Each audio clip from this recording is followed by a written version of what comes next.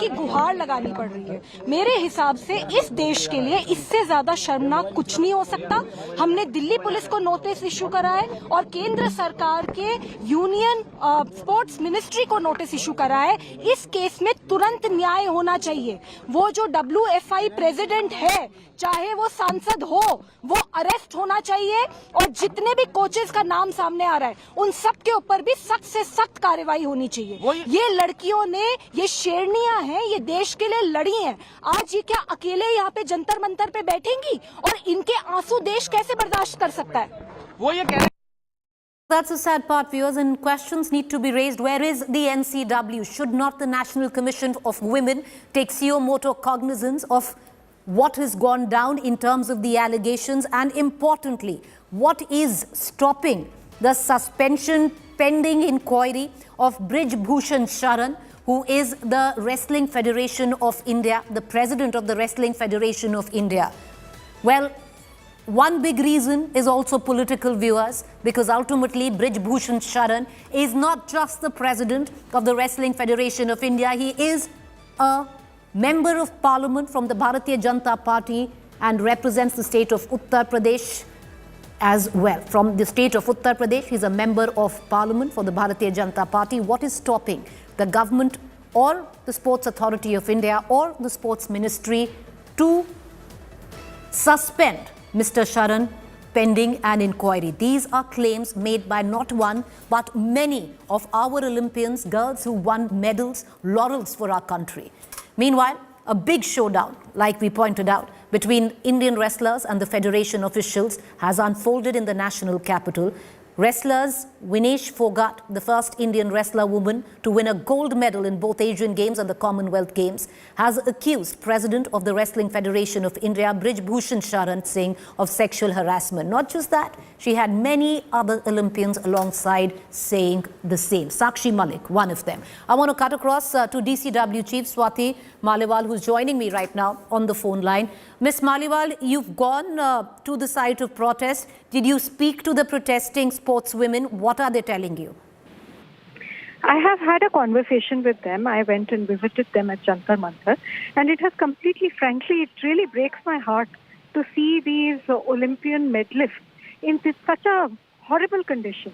They were crying and they're narrating the most horrific ordeal that they, as well as their colleagues, have been made to go through. So we've issued a notice to the Delhi police as well as the sports ministry because I want action. How can the country tolerate this? These women are the ones who have so bravely fought such big battles in their lives and got medals for the country. And they've made India so proud. And now today they have been reduced and forced to sit on the streets of Delhi and demand justice. What is happening, I fail to understand. We've issued notices to Delhi police as well as the sports ministry because I want strongest action to be taken. An FIR needs to be registered against this Brij Bhushan Sharan, the WFI president, and he needs to be arrested and investigation has to take place in this matter. Swati Maliwal, stay with me. I just want to detail, and for the benefit of our viewers who are just joining us, women who've done our country proud, won laurels at the highest level, Olympians, Commonwealth game medalists, Vinesh Phogat, Sakshi Malik, Sangeeta Phogat, Sonam Malik, Anshu, also assisted by Bajrang Punia, Olympian himself. What did they tell you, Ms. Maliwal? Did they tell you that they have proof against certain officials as well? They have informed me that this is the common practice in the WFI, and these people, especially the president, has been harassing all the wrestlers, even mental harassment as well as sexual harassment, and they are in a very pathetic state. I was just absolutely shocked to see tears in their eyes. At the end of the day, these are the Olympian medalists. They fought such battles, and one can imagine the kind of horrific ordeal they've been made to go through, that they have been reduced to this state. So it's really shocking, and I think in this case, just like any other case, just like in any other case, the Delhi police would proceed. An FIR should be registered. This man needs to be arrested, and proper investigation needs to happen. And I also found out about this person. not only is he a parliamentarian, he has been on this WFI board and he has been the president of WFI, I believe, since 2011. Isn't it high time that he steps down? And especially when, what is his call to fame? I don't understand. These women are women of substance. These women are women who have accomplished great deals in their lives. And why is it that this man is somewhere, deciding their fate? I just fail to understand. Immediately, this man needs to be removed from his post and he needs to be investigated. Well, suspension pending inquiry is what we are also rallying for right here on India Today. But Ms. Maliwal, I'll ask you one quick question before, we let you go. Commendable that you've gone and met these girls, you've taken suo moto action. I want to ask you, you represent the DCW, and for someone who represents an organization, what is it that's stopping the NCW to take suo moto cognizance of this? I really fail to understand. It is very unfortunate. The Delhi Commission for Women, we are handling over 500 cases daily, and most of these cases are actually coming from across the country because other organizations similar to ours are failing to work. It's not correct, and I think all the women commissions should rally together and bring about a change, and I really believe that one single woman has the power to shake the system, and the Women Commission is very powerful, which the Delhi Commission for Women has been able to prove through its tremendous work. Ms. Maliwal, appreciate you joining us. I do hope that action is taken as a country. We hope that action is taken. Thank you for joining us. And this is for all our viewers who are watching us. I'm sure all of us were in rapturous applause, and we should be, when Shubnam Gill struck a ton against New Zealand, making history. But are we okay that our Olympians are young girls, wrestlers, who won many laurels for our country? Don't look at them as just girls, but Olympians, sportswomen who've done India proud, today are squatting at Jantar Mantar on a very, very cold Delhi evening with charges that are so grave. Has one statement come in from the Sports Authority of India? Has one statement come in from the Sports Ministry? Other than the Wrestling Federation of India's president, who himself stands charged of sexual assault, coming out and saying, I've done nothing. It is abysmal, viewers. It's a sad day in sports that for hours, our Olympians, these women who've done India so proud, are sitting out in the biting cold in tears, making an allegation. Why is it so difficult for India to believe their allegation? At least what one needs to do or should do is suspend the World Wrestling Federation of India's president, Mr. Brij Bhushan Sharan, pending inquiry, because these are charges against him. I want to cut across to Nitin Srivastava, my colleague, who's joining us from Jantar Mantar. Nitin, there was earlier an indication that the police might ask all these wrestlers who are protesting at Jantar Mantar to leave because it's Republic Day. There's protocol, section 144. We also know that Mr. Bajrang Punia has gone to the Delhi police to record a statement. What is exactly going on? Can you actually show us the visuals that are coming in? Are people actually coming in to meet our wrestlers in solidarity? Are they getting any support at all? Yes, of course, they are getting support from each and everyone. I'll ask my cameraman to show some pictures. Each and everyone, all the wrestlers are still here. They are protesting, they are demonstrating their protest against Mr. Brij Bhushan Sharan Singh, against the Wrestling Federation of India, and they are demanding dismantleship of the federation. They're demanding removal of the president. Especially, as you rightly mentioned, that what are the obligations for the Article 144, because it's already 7:30, and Bajrang is now back. He was there with the police officials to discuss what are the chances if they'll be allowed to be here or they'll be asked to leave, because the permission, which is the time period is 10 to 5. So now there was a discussion in between police and Bajrang Punia. So Bajrang is back, and shortly he'll be informing each and everyone here that they are leaving or they are still being here. So as of now, protest is on. They are discussing their action, of course, for the next day, and especially they are thinking to send their voice to Prime Minister to actually tell him that what exactly is going on in Indian Wrestling Federation. And also, as you mentioned in your that wrestlers are very clear. They just want the removal of Brijbhushan Sharan Singh, as there are so many allegations which is being made against him, especially the sexual harassment one, and also I request you to the stay life with me. threat Possible to get in a Vinesh Nitin, Phogat when she came back from possible Tokyo. to get in a reaction from any of the wrestlers. While we do so, we're going to give our viewers a lowdown. Who is Brijbhushan Sharan that makes it politically inconvenient to remove him, viewers, as the chief, the president of the Wrestling Federation of India? He's a BJP MP from Kaizarganj, Gonda, Uttar Pradesh. He's been in many political parties, first elected to Lok Sabha in 2011. He is locally known as the Bahubali of the area. Our viewers would rather understand what that might mean. Has been elected from Lok Sabha 6 times. He has been elected 6 times from his constituency, viewers, has practically been in every political party, has been the president of the Wrestling Federation since 2011, has been a wrestler himself as well, but has not been devoid of controversy. Nitin, I want to bring you in. It's not just sexual harassment charges that Mr. Sharan faces. Earlier on, there have been a lot of charges by various wrestlers who have come, some to the fore, some who have complained to the Sports Authority of India and the Sports Ministry of misconduct on the part of Mr. Sharan as president of WFI. Well, absolutely. It's not the first case. There are so many instances which I have seen.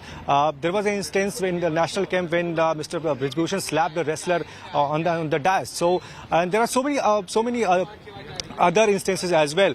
He used to abuse the wrestlers. He used to threat them. He used to call them, treat them as a servant. So, I mean, that is why. That is stay why with me, Nitin, stay with me. Here, what I'm going to do is try and get us a reaction. I want to pull in Rahul Srivastava, our national affairs editor, because you have to look at it from 2 sides, the developments here. Because at one side, this is an entirely sports story, but there is a very strong political undertone to all of this. And Rahul, I just want you to touch upon who is Brijbhushan Sharan that possibly is making it politically inconvenient to touch him right now as the president of the WFI.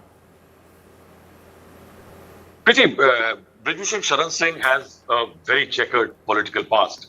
He belongs to that era of politics in Uttar Pradesh when leaders were inducted because of their winnability factors, because, as you said, they were Bahubalis. They had influence largely because of the kind of reign of terror they had. Now, if you see Mr. Brijbhushan Sharan Singh, one of the big elements about him, and as far as his past is concerned, that he is an accused in the Babri demolition case. Then there is, in his 2019 affidavit, there is one charge related to causing disappearance of evidence in an offense. There is one charge related to punishment for dacoity. There is one charge related to attempt to murder. There is one charge related to false statement on an oath as to a public servant. One charge to illegal payments on connection with an election. 2 charges related to every member of unlawful assembly. There are several charges against him. Brijbhushan Sharan Singh has been running largely this federation like it's being done. That's what the charges have been against him. And most of the rivals against him usually their complaints have fallen on deaf ears as far as amending things as far as the Wrestling Federation is concerned. Rahul, I'm sorry, these are sports questions at a level, but like I said, it also has such deep-seated political overtones to all of this. He's been the president of the Wrestling Federation since 2011. There have been multiple complaints, as my colleague Nitin was pointing out, by various sports persons, medalists, otherwise, teams at various levels, not just at the international scale. So many of them. How is it that this man seemingly has survived everything and stayed on? We also know that the world of wrestling is very, very dirty. We've seen so many instances that have come. And maybe this is the underbelly where politics meets wrestling. It's largely people with influence grabbing hold of various bodies. You will recall that the Congress had similar trouble with the as far as its own sport people associated with sports and the Congress party are concerned. The problem here is that Brijbhushan Sharan Singh represents those people who have a political clout, who have a clout beyond politics, and once they take hold of these federations, they usually don't go away. And it is not. I think it needs a certain amount of cleansing, which is very difficult to bring about. If you see the hockey Rahul federation, Srivastava, is Brij Bhushan Sharan the kind of politician who is possibly not a BJP MP, because he's practically been in every political party, where you can't really tell him to step down pending inquiry? Because like we pointed out, the kind of leader that he is, he's 6 times Lok Sabha MP. You know, there is a Bahubali status he enjoys. You can't tell him what to do. Yes. That's exactly what I was saying, that these people have such influence. Party doesn't matter. The issue is that Mr.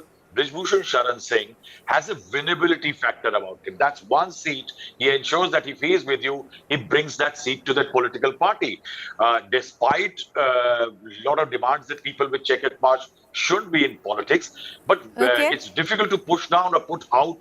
Rahul, will you stay with me? I just want to, Rahul, thank you for joining us. We're going to cut across to Vinesh Phogat. Let's listen in. Bajrang. बच्चे कोई दिक्कत नहीं है, क्योंकि बच्चे चाहते थे कि भाई कोई हमारे लिए मजबूती से आगे तो बढ़े, हम आप लोगों के साथ हैं। मेरे पास कोई 200-250 लोगों के फोन आ गए कि हमें क्यों नहीं बताया, हम भी आपके साथ चलते हैं। अच्छा, जो अखाड़े चलाते हैं, तो ऐसा नहीं है कि हमारे साथ बच्चे मिल रही है, दबाव बनाया जा रहा है। देखिए, मेरे पास तो अभी तक किसी का। बजरंग जी, क्या बात हुई?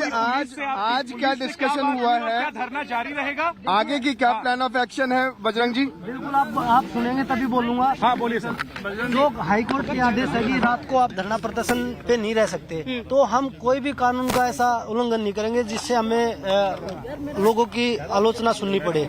हम जो सुबह 10 बजे आप लोगों को यहीं मिलेंगे और हमारा प्रोटेस्ट जारी रहेगा, और हम जो लड़ाई लड़ने के लिए आए, क्योंकि हम अपने खेल को बचाने के लिए आए हैं। बजरंग जी, इस्तीफा देने को लेकिन तैयार नहीं है। धरना आप खत्म कर रहे हैं?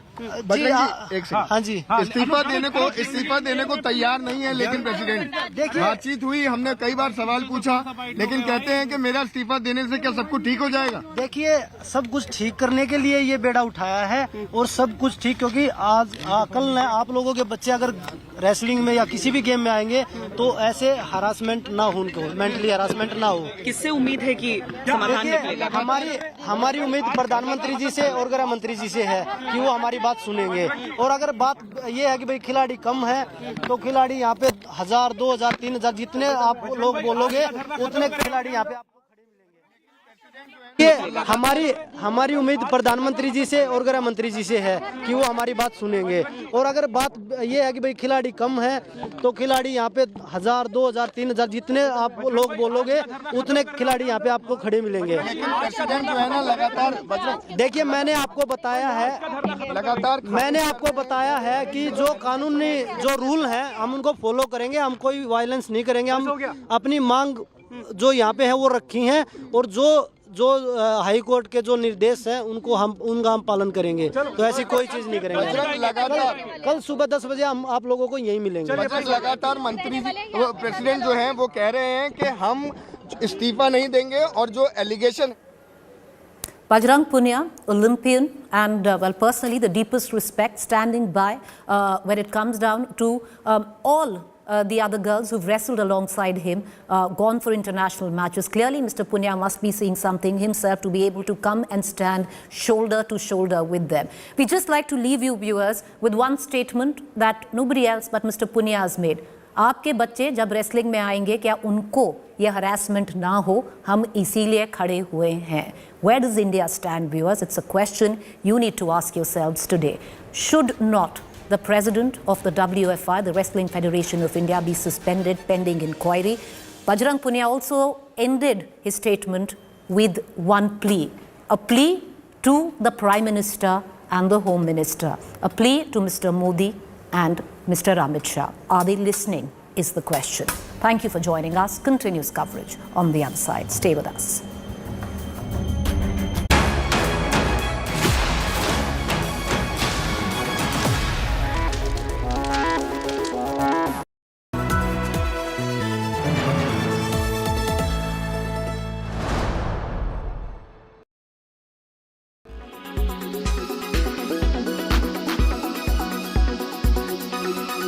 Give us your sense of what's happening inside China. Great to be here with you, Rahul.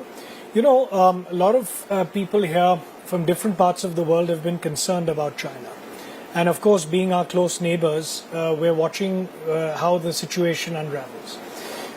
India, because of its excellent vaccine coverage and the herd immunity, because we allowed infections to spread like other countries and didn't have a zero COVID policy after the initial lockdowns, India, along with other countries, are in a far better situation. Do I fear, this sort of thing happening in India again, like what's happening in China? I don't think so, because, as I mentioned, our vaccine has been very effective and the coverage has been very effective. China, sadly, has not had both of those situations pan out, and we just pray and hope that they solve their issue. In fact, I was talking to some people to try and offer the Western vaccines and Indian vaccines to them as boosters, so they can control their hospitalizations and come out of even spreading the infection. Are the Chinese interested in your vaccine? I've requested them to put political issues aside and just look at the bigger picture, because, for the world, it's important that China comes back also. And we just wish them the best in a speedy recovery, because if you look at supply chain disruptions, investments, uncertainty, people are still a little uncertain to make investments in this part of the world because of what's happening there. But of course, given that you've seen the response here, India is definitely by far the most reliable and chosen destination for investors. And given the choice, of course, India stands far ahead. I started by asking Adar about what's happening in China, because what's happening in China from a health emergency perspective also is potentially one of the biggest opportunities for India as global companies realign their supply chains. To what extent do you think at this moment, in the way things are, is India being able to benefit from the idea that companies need to look beyond China in this China plus one strategy of theirs? I think that's playing out quite favorably for India, because the aftershocks of what just happened in China, but also what's happened in Ukraine and Russia, has made organizations, global companies look at de-risking supply chains. It's no longer about cost optimization, but about resilience, managing risks, etc. So when they're looking at another place beyond China, obviously there are other contenders. But India is special because India is not just a source, it can also be a market. And with the PLI schemes and the government trying to do more to attract investments, there is certainly a strong case for investments to come into India, which you've seen in electronics and traditionally areas where we've not seen so much of investments. So I think it's a good time for India.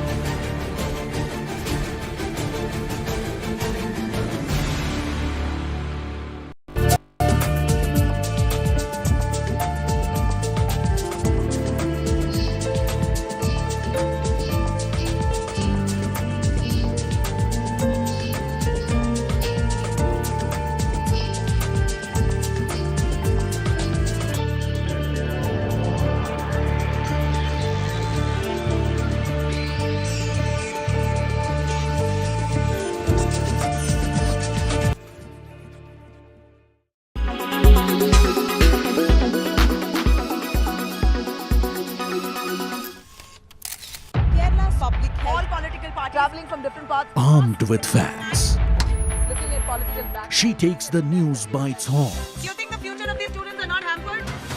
Fierce, bold and direct, setting the tone for the biggest stories from every corner and every angle. Expect nothing but the unfiltered truth. News first, niceties later. Watch me, Nabila Jamal, on India Today.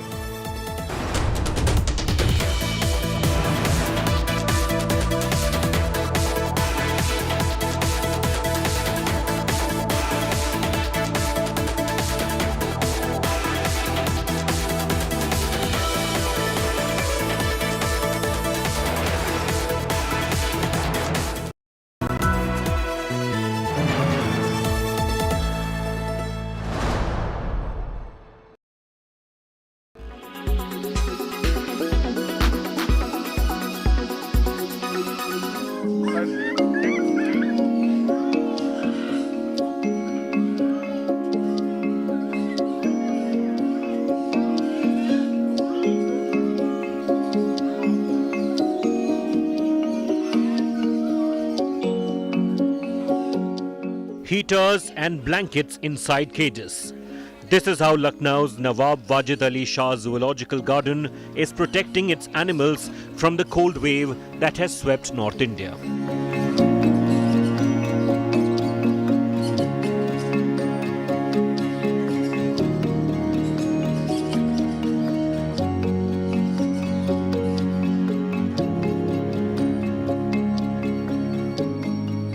The zoo administration has also placed hay grass inside the cages of tigers, lions and bears.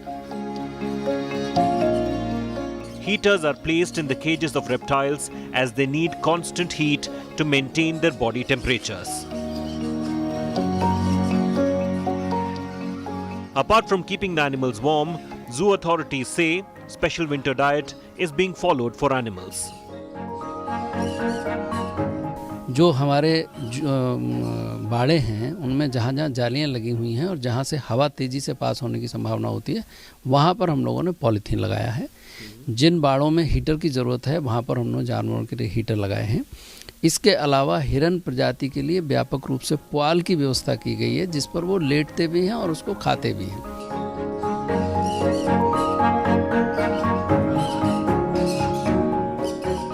The harsh winter is unbearable for many of these animals, but the zoo initiative has made life a bit easier for them. Lucknow के चिड़ियाघर में क्या किए गए हैं इंतजाम। ठंड आप सभी को मुबारक, पर उस ठंड के साथ साथ सेहत का ध्यान रखना भी शायद बेहद ज़रूरी है, फिर चाहे हम इंसान हो और चाहे चिड़ियाघर या बाहर रहने वाले तमाम जानवर और पक्षी। With Samad Srivastava from Lucknow, Bureau Report, India Today. So your whole experience in writing the book must be very extensive because it was an extensive process. What was your experience while you were writing and researching about this book? Right. Thank you so much. We started our vaccination on 16th of January 2021, so we are now nearing 2 years of that process. This book essentially covers the vaccine journey of India. It talks about not just the vaccination, the administration process, but also how the vaccines were researched, developed, what roles different parties played, like the government or the industry. We also spoke about the bottlenecks which we overcame. How did we use the technology, like COVID, for example? How did we have the communication strategy? So this book covers the whole gamut, and it was a great experience writing this because it's a story of our national achievement. We bring forward what India has collectively achieved through these 2 years, and it's a very positive story about an Indian milestone. You know, when this entire process was happening, we really saw a lot of internal criticism. COVID was not working for a day. There was criticism. There were criticism about decisions being taken. What does your book detail about how the decisions were being taken when such criticism was probably the driving factor in that backdrop? Right. The criticism were easy to have because it's such a complex process, and there was no playbook to handle this crisis. The decisions had to be made with limited information and also evolving situation because the virus itself was mutating. There were, of course, like when PM Modi spoke about this crisis, he always spoke about lives and saving lives and livelihoods. So you had to take a call where you cannot shut down everything infinitely, and also you have to also save lives at the same time. So how do you balance the two objectives? And hence, while what looked very difficult in short term, like how do we handle the crisis, how do we make the vaccines, the fact is 2 years, if you look back in the hindsight, we actually did a pretty good job in terms of all aspects of the response, be it the health aspect, be it the financial management aspect, be it saving the economy. So again, the book really spoke to people who were involved in these decisions, and we bring that perspective as to how those decisions were made.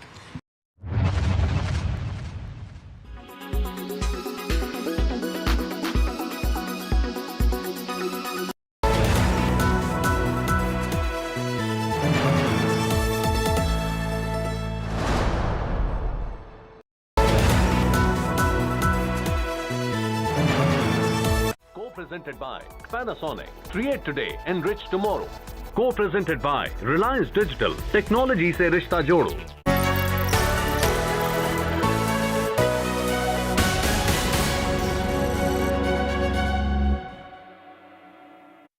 Hello and welcome. We've been hearing from the International Monetary Fund, we've been hearing from the World Bank, from chief economists about the prospects of global economic growth and the Indian economic story. But to get a sense of how the Indian economy is doing in the eyes of one of the world's foremost economists, former Governor of the Reserve Bank of India, I'm joined at the India Today studios here at the World Economic Forum in Davos by Dr. Raghuram Rajan. It's terrific to have you with us, and thank you for your time. I want to start by asking you, in your individual capacity as a renowned academic, how you see the India story at this moment. Well, I think certainly growth this year, this fiscal year that's going to finish is spectacular, 7%. But you'll have to look at the details of that growth to feel comfortable. And what's happening there is that we grew fairly fast in the early part of the year, rebounding from the slow growth as a result of the pandemic. And if you look at the later part of the year, we've slowed down to about a 5% rate. And that's a worrying issue because going forward, 5% may be even less because of the effects of the slowing global economy. We're already seeing our goods exports slowing down substantially. So I think we can't be complacent. Good year, but looking forward, we need to do more to get growth up to the place where we as a country can provide all the jobs we need. When I speak to economists who are currently in the government system in India, they say Raghuram Rajan was wrong. He said that the Indian economy, in the manner in which we dealt with the pandemic, would do much worse than it has. When you meet him, ask, does he accept that he was wrong? So how do you respond to this? Well, it depends on what your baseline is. From 2019 to 2022, how fast have we grown? 2.5% a year. Are you satisfied with 2.5%? If they are satisfied, I'm wrong. But relative to the rest of the world and the economic situation? So what you have to look at is how we're doing relative to our baseline. If you look at the US, back to its baseline growth. Look at India, 7% below the baseline according to JP Morgan. So yeah, we haven't gone back to where we were. 7% in terms of GDP is a huge number. And remember, that's repeated. So we have some catching up to do. I won't be as complacent as a government economist. In the data that is coming out of India at this moment, what is of greatest concern to you, Dr. Rajan? It's the lower middle class. I talk to business people, they say K-shaped recovery. Of course, there are people who say, there's no K-shaped recovery. Big businesses doing really well. They paid down their debt during the pandemic. Banks, they've written off their bad loans. So banks and businesses ready to go. The problem is the lower middle class, they've had a bad pandemic. Some of them have lost their jobs. Small and medium enterprises didn't do so well. They're coming back. But the issue then is, where do these people feel the comfort? As you know, two-wheeler sales haven't done nearly as well as four-wheeler sales. Two-wheeler sales are coming back. But there's ways to go. And if you look at two-wheeler sales, they're back to 2013 levels. So there is some recovery needed. My worry is the lower middle class. That's where the anxiety is, the lack of jobs. You and the likes of, say, Professor Abhijit Banerjee were recommending more handouts to those at the bottom of the pyramid. The government held out against it, saying time will prove that we are right. It may still take some more time for the last word to be written, but in the way that things are, the government's assessment is, look at those countries that went out and spent much more than India did. They are far worse than we are right now. It's a very good question. The government did spend a fair amount at the bottom of the pyramid. So what we were saying in the early part of the pandemic is you need to spend that money. They did. And they've continued it. Remember, the government food grain program is being extended by an additional year. The point is, there was a lot of suffering. There still is some suffering. Now, could you can debate whether you could have ameliorated that. My sense is, if you look at government expenditure, some more could have been spent in that direction without necessarily breaking the budget. Now, we were not saying go out and break the budget. It was transfer some payments from one side of the budget to another. Take, for example, how much we're spending on subsidizing big industry, the PLI payments, right? That's going to mount. It's not yet a big ticket item, but we have 2.5 lakh crores already budgeted for that. Is it having the desired result in terms of helping bring international investment to India? How would you gauge the effectiveness of production? That is precisely the problem, right? That we don't have a good sense. What I get is, oh, Apple is coming in. Well, would Apple have come in regardless? Because of the fact that China now, everybody is looking for a China +1 or a China +2 strategy. We are an attractive country. We are a country with 1.4 billion people. We have a GDP of 3 trillion. So you will see people coming in. Is it more incremental? And therefore, is the spending that we're doing necessary to get them in? Similarly, we're spending on renewables, this, that. PLI expands across. I would like to see a calculation which tells me how many jobs are we getting for the subsidies we are putting in. And that means an incremental calculation. Do we really need the subsidy to Adani, to Ambani, to the Tatas, to get them to get into that industry? They have plenty of money. If that industry is attractive, is 2 or 3 years of subsidy going to make the difference, or will they get in anyway? In the manner in which global supply chains are being reorganized, you spoke of China +1. Do you see India being the biggest beneficiary or just one of the many beneficiaries of a new emerging trade? At this point, it is one of the many beneficiaries. When people think about what do I do to replace China, their first thought is Vietnam or Thailand or places like that. But then India has an advantage, which is its size. India is not going to remain 3 trillion going forward. It's going to become much bigger. So it's attractive from that perspective. Let's get in early. So that is precisely why I'm saying that we have benefits of our own. Let's think about augmenting them. What do people look for? They're looking for good logistics. They're looking for power. They're looking for steady regulation.